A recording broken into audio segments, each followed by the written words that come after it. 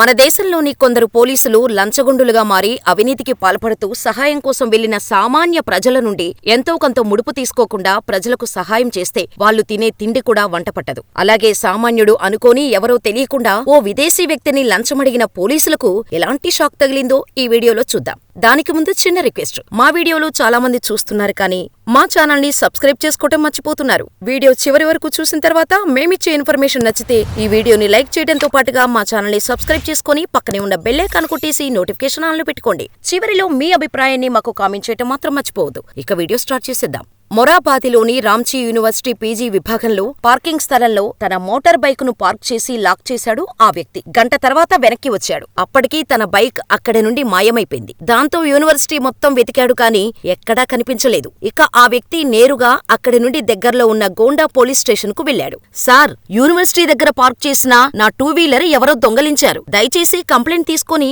FIR file చేసి తొందరగా వెతికి పెట్టండి అంటూ రిక్వెస్ట్ చేశాడు. కానీ వచ్చిన వ్యక్తి విదేశీ వ్యక్తిలా ఉండటం గమనించిన ఆ స్టేషన్ సిబ్బంది అతని మాటలు అస్సలు పట్టించుకోలేదు. కనీసం ఆ బైక్ ఎక్కడ పోయింది, ఎప్పుడు పోయింది, దాని వివరాలు ఏంటి అని కూడా తెలుసుకోలేదు ఆ స్టేషన్లోని పోలీస్ అధికారులు. పైగా ఎఫ్ఐఆర్ ఫైల్ చేయటం కుదరదు, బరియాతు పిఎస్ కి వెళ్లమని చెప్పారు. దాంతో ఆ వ్యక్తి ఏం చేయలేక అక్కడి నుండి తిరిగి వెళ్లిపోయాడు. ఇంకా ఆ తర్వాత మరుసటి రోజు మళ్లీ గోండా పోలీస్ స్టేషన్ కు వెళ్లాడు ఆ వ్యక్తి. ఈసారైనా వేరే అధికారులు ఎవరైనా డ్యూటీలో ఉంటే కంప్లైంట్ తీసుకుంటారేమో అనే ఆశతో వెళ్లాడు. కానీ మళ్లీ అదే జరిగింది. కంప్లైంట్ తీసుకోకపోగా ఈసారి లాలాపూర్ పోలీస్ స్టేషన్ కు వెళ్లి కంప్లైంట్ ఇవ్వండి అని చెప్పారు. దాంతో ఆ స్టేషన్లోని అధికారులకి కంప్లైంట్ తీసుకోకుండా కంప్లైంట్ ఇవ్వటానికి వచ్చిన వారితో దురుసుగా ప్రవర్తించడం మాత్రమే వాళ్ల డ్యూటీ ఏమో అనుకోని ఆ వ్యక్తి అక్కడి నుండి వాళ్లు చెప్పినట్టుగా నేరుగా లాలాపూర్ స్టేషన్ కి వెళ్లాడు. అయితే Lalapur police station SI Balbir Singh తో, సార్, నా బైక్ రాంచీ యూనివర్సిటీ పీజీ విభాగంలో పార్కింగ్ చేసి గంట తర్వాత తిరిగి వచ్చాను. వచ్చేసరికి బైక్ కనిపించలేదు. గొండా పోలీస్ స్టేషన్ కి వెళ్తే వాళ్లు మీ దగ్గరకు పంపించారు.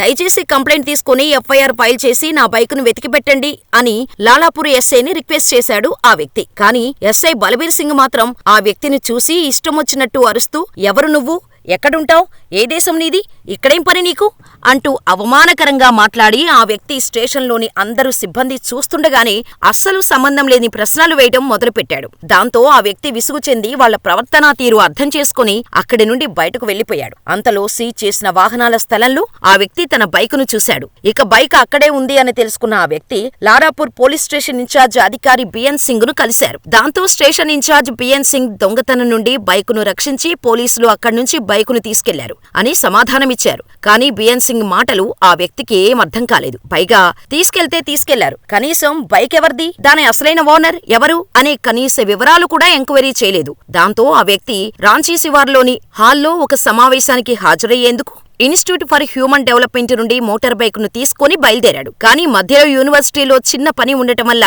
అక్కడ పెట్టి వెళ్లి వచ్చే వరకు బైక్ మిస్ అయింది అని చెప్పాడు. దాంతో ఆ స్టేషన్ పోలీసులు, సరే ఓ కంప్లైంట్ రాసివ్వు అని చెప్పారు. దాంతో ఆ వ్యక్తి కంప్లైంట్ రాసిచ్చాడు. ఇక ఆ తర్వాత పోలీసులు బైక్ ని విడుదల చేయటానికి అంగీకరించారు. అయితే ఆ వ్యక్తి ఈ బైకును స్వాధీనం చేసుకున్నట్టు పోలీసు రికార్డుల్లో ఎక్కడైనా నమోదు చేశారా అని అడిగారు. బిఎన్ సింగ్ మరియు సురేష్ ఠాకూర్తో సహా అతని సహచరులు మాకు అలాంటి రికార్డు లేదని చెప్పారు. అయితే తన బైకును తనకు తిరిగి ఇవ్వటానికి assistant sub inspector Suresh Thakur మరో అధికారి ఆ బైకు తిరిగి ఇస్తున్నందుకు 500 రూపాయలు లంచం ఇవ్వాలని అడిగారు. దాంతో అప్పటికే పోలీసుల పనితీరుపై వాళ్ల ప్రవర్తనకి విసిగిపోయిన ఆ వ్యక్తి, ఒక్క రూపాయి కూడా ఇవ్వను, ఆ బైకు మీరే ఉంచేసుకోండి, నా బైకు నేను ఎలా తెచ్చుకోవాలో నాకు బాగా తెలుసు అని అక్కడి నుండి కోపంతో వెళ్లిపోబోయాడు. కానీ లాలాపూర్ ఓసీ బిఎన్ సింగ్ ఆ వ్యక్తిని కలిసి తన బైక్ ని తనకి ఇచ్చి పంపించారు. కానీ ఆ వ్యక్తి రాంచీ డిప్యూటీ కమిషనర్ మనోజ్ కుమార్ ని కలిసి తన అనుభవమంతా వివరించి చెప్పాడు. ఆ పోలీసులపై తగిన యాక్షన్ తీసుకోవాలని రిక్వెస్ట్ చేశారు. దాంతో కమిషనర్ మనోజ్ కుమార్ ఆ ఇద్దరు ఏఎస్ఐతో సహా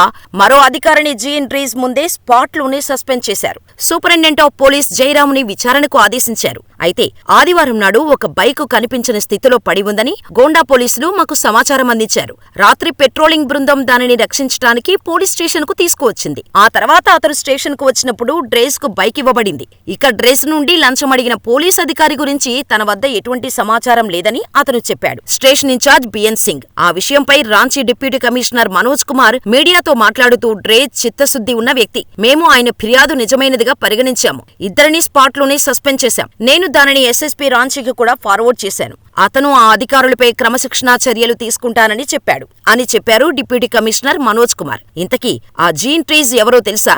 విదేశీ వ్యక్తి అయిన ఆయన ఒక్క మాటతో ఏం విచారించకుండా ఇద్దరు అధికారులను సస్పెండ్ చేశారంటే అతను సామాన్యుడు కాదని అర్థం చేసుకోవచ్చు. అది తెలుసుకోవాలంటే డిస్క్రిప్షన్ లో ఓ వీడియో లింక్ ఇచ్చాం, చూసేయండి. మన దేశంలో పోలీస్ వ్యవస్థ ఎలా ఉందో చెప్పటానికి ఇదొక చక్కటి ఉదాహరణ. వీడియో నచ్చితే లైక్ చేసి ఈ స్టోరీ మీకెలా అనిపించిందో మాకు కామెంట్ చేయండి. మరిన్ని ఇలాంటి ఇంట్రెస్టింగ్ రియల్ లైఫ్ స్టోరీస్ కోసం మన ఛానల్ ని వెంటనే సబ్స్క్రైబ్ చేసుకుని పక్కనే ఉన్న బెల్ ఐకాన్ కొట్టేసి నోటిఫికేషన్ ఆన్ లో పెట్టుకోండి. మరో వీడియోలో మరో అద్భుతమైన వ్యక్తిగతతో మళ్ళీ కలుద్దాం. అప్పటి వరకు ఇక్కడున్న ఈ వీడియోలు కూడా చూసేసి మా వీడియోలు మరియు కంటెంట్ గురించి సలహాలు సూచనలు ఏవైనా ఇవ్వాలనుకుంటే తప్పకుండా కామెంట్ లో తెలియచేయండి. లేదా jmediateluguinfo@gmail.com కి ఈమెయిల్ చేయండి. మీ ప్రతి సలహాని సూచనల్ని తప్పకుండా పరిగణలోకి తీసుకుంటాం.